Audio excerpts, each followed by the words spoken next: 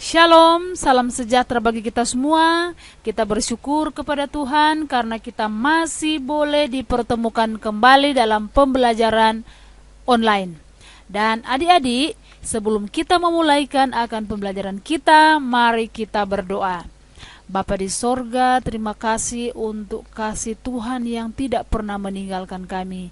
Biarlah Engkau berikan kami hikmat, akal budi, kepandaian untuk kami mengikuti pembelajaran saat ini. Dalam nama Yesus kami sudah berdoa, amin. Adik-adik, saat ini kita masuk pada bagian E, yaitu pengaruh perubahan dan interaksi keruangan terhadap kehidupan di negara-negara ASEAN. Dan kita masuk pada bagian pertama, yaitu pengaruh ruang dan interaksi antar ruang akibat faktor alam. Nah, faktor alam itu seperti apa? Yang pertama, iklim.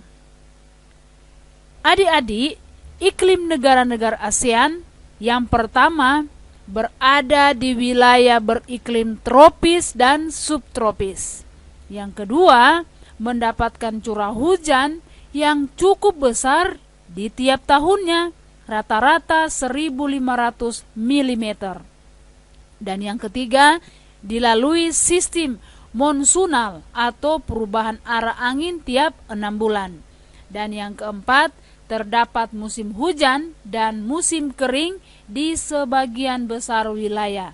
Dan yang kelima, umumnya suhu rata-rata sekitar 27 derajat Celcius.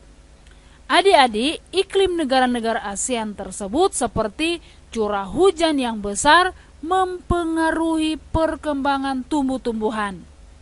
Nah, terdapat tumbuh-tumbuhan beraneka ragam di wilayah ini dan sebagian khas dan belum tentu ada di wilayah lain di dunia. Contohnya adalah bunga Rafflesia arnoldi atau dikenal dengan bunga bangkai. Kemudian yang fauna misalnya komodo ini belum tentu ada di negara-negara lain. Nah, adik-adik, kita masuk pada faktor alam bagian kedua, yaitu faktor geologi.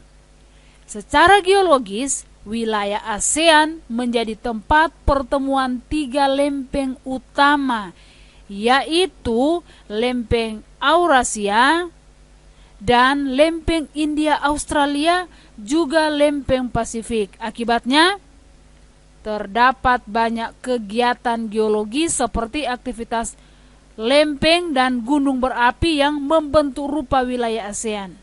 Nah, adik-adik, ada 3 elemen fisik yang saling bercampur, yaitu pegunungan, dan yang kedua daratan rendah dan daratan tinggi, dan yang ketiga air dalam bentuk laut, dangkal, dan pengairan. Kita masuk pada faktor ketersediaan sumber daya alam. Nah, di negara-negara ASEAN memiliki sumber daya alam yang beragam, namun tidak semua negara memiliki sumber daya alam yang sama. Misalnya, di Brunei Darussalam, sumber daya tambang misalnya minyak bumi dan gas alam. Kalau di Filipina ada sumber daya tambang minyak bumi, perak, emas, dan nikel. Sedangkan di Indonesia ada minyak bumi, gas alam, batu bara, tembaga, emas. Kalau di Kamboja ada minyak bumi, gas alam, dan biji besi. Kalau di Laos ada timah, emas, gipsum, bebatuan mulia. Di Malaysia ada minyak bumi, timah, biji besi, dan bauksit. Kalau di Myanmar ada minyak bumi, batu bara, timah, dan tembaga. Kalau di Thailand ada timah, ada gas alam, dan gipsum. Di Vietnam ada batu bara, mangan, fosfat, dan bauksit. Nah, selain sumber daya tambang, ASEAN juga memiliki sumber daya alam seperti hutan dan laut. Kekayaan alam hutan terdiri dari bermacam flora dan fauna yang hidup di sana. Sedangkan kekayaan laut mencakup biota laut yang dapat dimanfaatkan seperti ikan laut. Nah, adik-adik, kita masuk pada bagian kedua, yaitu pengaruh perkembangan ilmu dan teknologi terhadap perubahan ruang.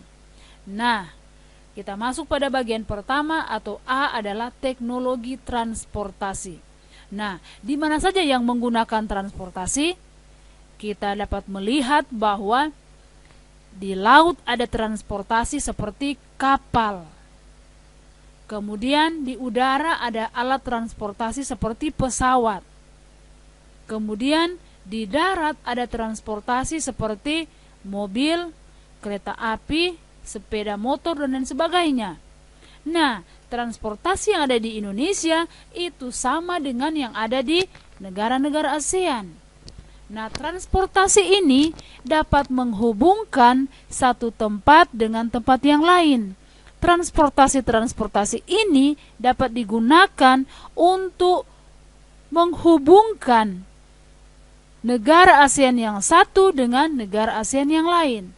Dan alat transportasi ini sangat menunjang akan interaksi dan perkembangan ASEAN.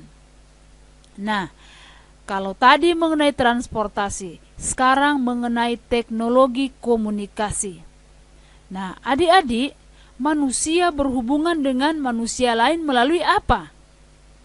Yaitu melalui komunikasi. Komunikasi dapat dilakukan secara langsung antar manusia atau menggunakan alat bantu seperti HP dan lain-lain sebagainya. Dalam ASEAN, komunikasi ini sangat penting. Ini dapat menghubungkan negara satu dengan negara ASEAN lainnya. Nah, perkembangan teknologi komunikasi di ASEAN sendiri diperkirakan makin meningkat disebabkan antara lain yang pertama, populasi anak muda yang besar.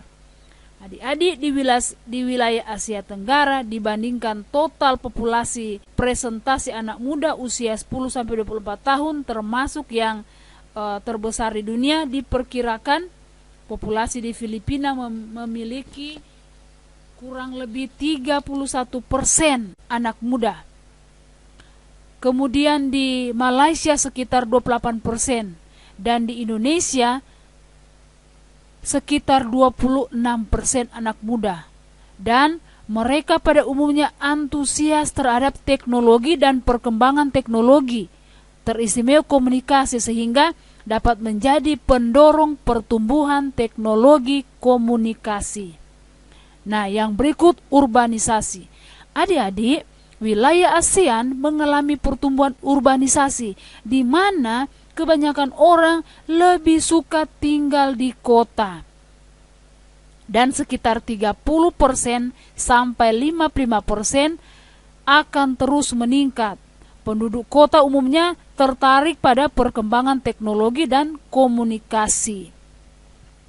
Adik-adik, bagian ketiga, pertumbuhan kepemilikan telepon pintar atau smartphone.